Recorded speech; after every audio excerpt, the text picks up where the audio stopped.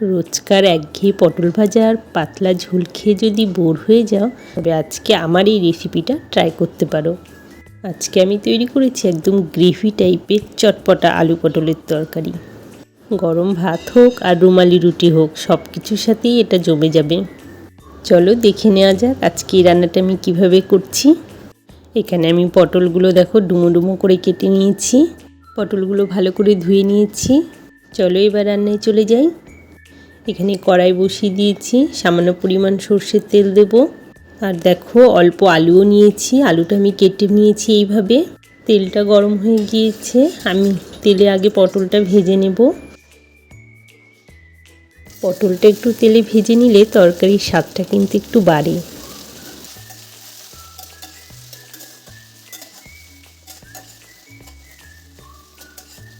পটলটা ভাজার সময় একটু সামান্য হলুদ আর লবণ দেব।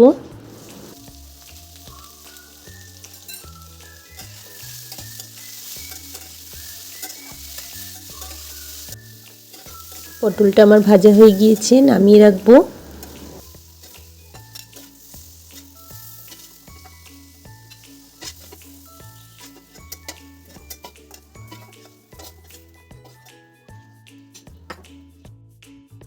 কড়াইতে একটু তেল দিলাম।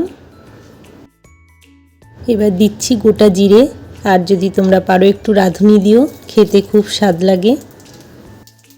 এবার এর মধ্যে কেটে রাখা আলুগুলো দিয়ে দিলাম।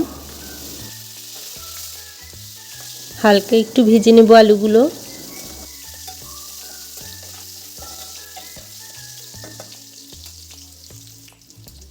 এখানে আমার একটা পেস্ট তৈরি করা আছে, পেঁয়াজ, আদা, রসুন আর কাঁচা লঙ্কা একসাথে বাটা, সেটা আমি 2 চামচের মতন দিয়ে দিলাম।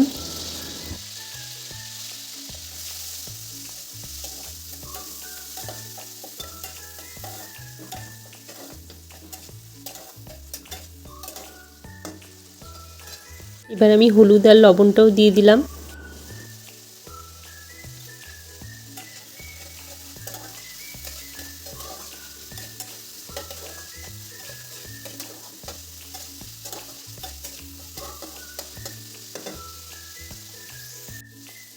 ভেজে রাখা পটলগুলো দিয়ে দিলাম।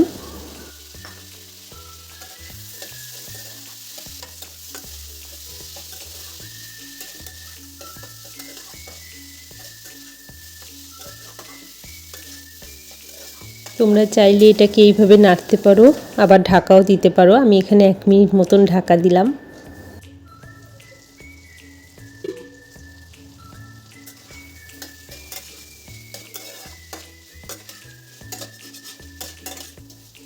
আলু আর পটলটা মশলার সাথে ভালোভাবে কষানো হয়ে গিয়েছে।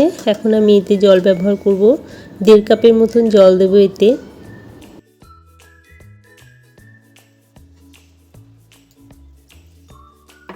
তরকারিটা একটু ভালো করে নেড়ে দেব। আলু আর পটল কিন্তু অনেকটাই সিদ্ধ হয়ে এসেছে, তাই বেশিক্ষণ আমি এটা ঢাকা দেব না। ওই জোর গেলে 1 থেকে 2 মিনিটের মতন ঢাকা দেব।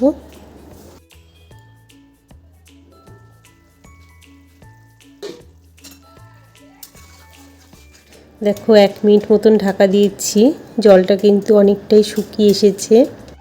আলু আর পটল কিন্তু পুরো সিদ্ধ হয়ে গিয়েছে। এবার আমি যেটা ব্যবহার করব, একটু এখানে গরম মশলা দেব, সামান্যই। এবার যেহেতু পটল আলুটা অনেকেই ঝোল পছন্দ করে না, আমি এখানে 1 চামচের মতন কর্নফ্লাওয়ার দেব, আর একটু সামান্য জলে গুলে নেব কর্নফ্লাওয়ারটা, তারপর এর মধ্যে দিয়ে দেব। দেখো কেমন গ্রেভি চলে আসবে। এটা কিন্তু তরকারিতে দেওয়ার পর তরকারিটা ভালো করে নাড়তে হবে একটু।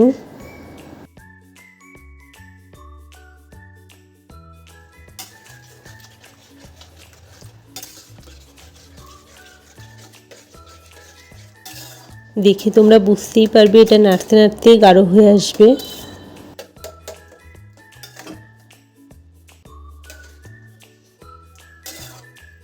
যখন গাঢ় হয়ে আসবে তখন তরকারিটাতে আমি নামাবো। তার আগে আমি একটু চিনি দেব সামান্য পরিমাণ, এতে স্বাদটা একটু বাড়বে তরকারিটার।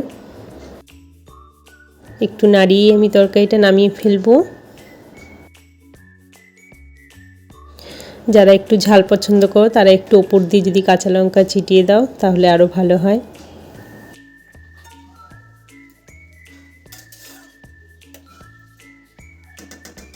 রান্নাটা আমার হয়ে এসেছে, নামিয়ে নেব। ঠিক আছে বন্ধুরা, রান্নাটা যদি তোমাদের ভালো লেগে থাকে তাহলে প্লিজ একটা লাইক করে দিও।